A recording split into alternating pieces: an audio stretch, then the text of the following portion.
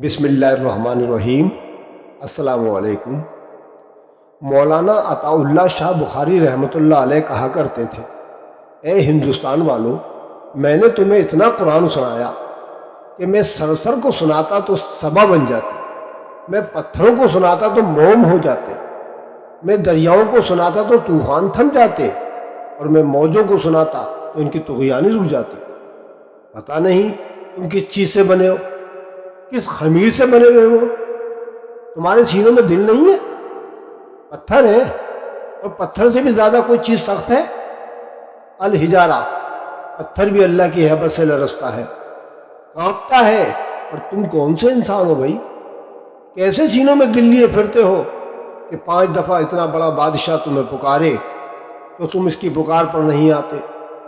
ایک تھانے دار پکارے گلستان کالونی کا کہ تمہارا سامان ہے، آ جاؤ، تو سر پر پاؤں رکھ کر بھاگتے ہو۔ ڈی سی پکارے تو کام چھوڑ کر بھاگتے ہو، اور تمہارا زمین و آسمان کا بادشاہ تمہیں دن میں 5 دفعہ پکارے اور تمہارے کانوں پر جوں نہ رینگے، اور 8ویں دن مسجد کو آ رہے ہو۔ کیا 8ویں دن کھانا کھایا ہے؟ کیا آج ہی پانی پیا ہے؟ کیا آج ہی چائے لی ہے؟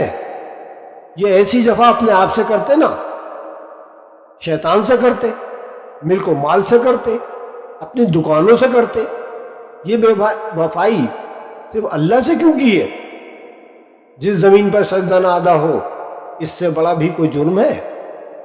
زنا کرنے کو گناہ سمجھتے ہو، نماز چھوڑ دینا زنا سے بھی بڑا جرم ہے۔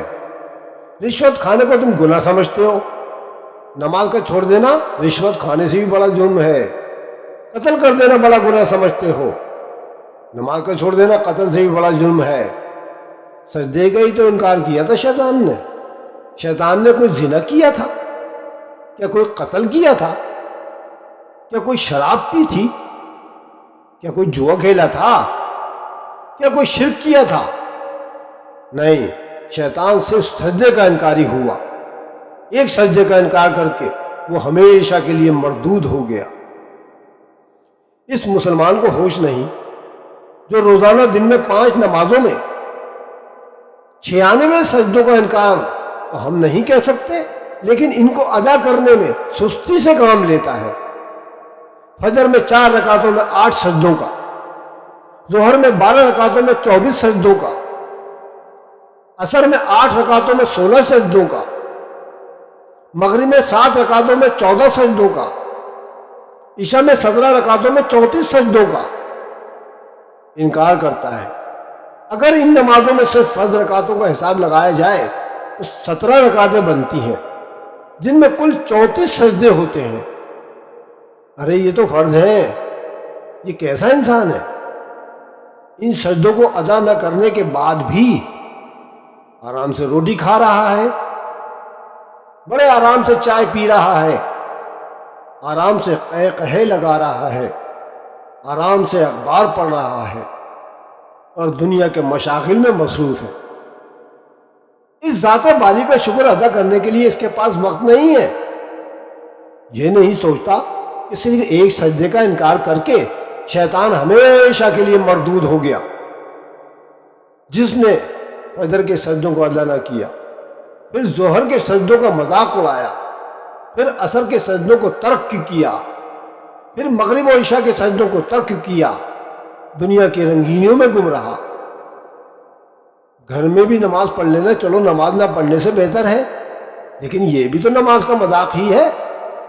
اس کے بعد 8ویں دن سر پر ٹوپی رکھ کر مسجد کا رخ کرتا ہے۔ جس نے اتنے سجدوں میں سستی سے کام لیا، کیا وہ اس بات سے نہیں ڈرتا کہ کہیں اللہ اسے مردود نہ کر دے؟ تو کیا ہوگا اس دن، یعنی یوم قیامت، جن بچوں کی خاطر، جس نفس کی خاطر، جس کاروبار کی خاطر اللہ کا حکم نہ مانا اور یہ عذر پیش کیا، اٹھا نہیں جاتا تھا، گرمی پڑتی تھی دھوپ میں نکلا نہ جاتا تھا، سردی پڑتی تھی ٹھنڈے پانی سے وضو نہ کیا جاتا تھا، فجر میں اندھیرا بہت ہوتا تھا، ڈر لگتا تھا۔ اے انسان، کیا تجھے قبر کے اندھیروں سے ڈر نہیں لگتا؟ کیا قبر کی گرمی کی خبر تجھ تک نہیں پہنچی؟ کیا جہنم کے عذاب کی خبر تجھ کو نہیں؟ کیا جہنم کی آگ کا کوئی ڈر نہیں؟ کیا جنت کی نعمتوں کی کوئی خبر نہیں؟ کیا اللہ کا کلام بھول گیا؟ کیا اپنے رب سے کیا ہوا وعدہ بھی بھول گیا؟ کیا تجھے اللہ کے سامنے حاضر ہونے کا کوئی خوف نہیں؟ کیا تجھے اپنے اعمال کا حساب کتاب نہیں دینا؟ یہ جانتے ہوئے بھی کہ روز محشر سب سے پہلا سوال نماز کے بارے میں ہوگا، یہ جانتے ہوئے بھی کہ دنیا میں صرف ایک نماز ادا نہ کرنے کے باعث 2,86,00,000 برس جہنم میں جلنا پڑے گا، یہ بھی بھول گیا کہ سورہ مدثر کی آیت کی روشنی میں جب جہنمیوں سے یہ سوال کیا جائے گا کہ ان کو کس بات نے جہنم میں پہنچایا، تو وہ جواب دیں گے کہ ہم نمازیں نہیں پڑھا کرتے تھے۔ تو بھائیو، خدا کے لیے اپنے فرائض کو پہچانو اور اللہ تعالیٰ سے توبہ کر کے اس کی بارگاہ میں جھک جاؤ تاکہ اللہ ہم سے راضی ہو جائے۔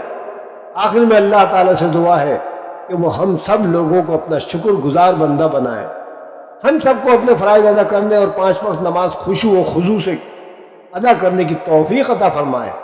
آمین ثم آمین۔ خدا حافظ۔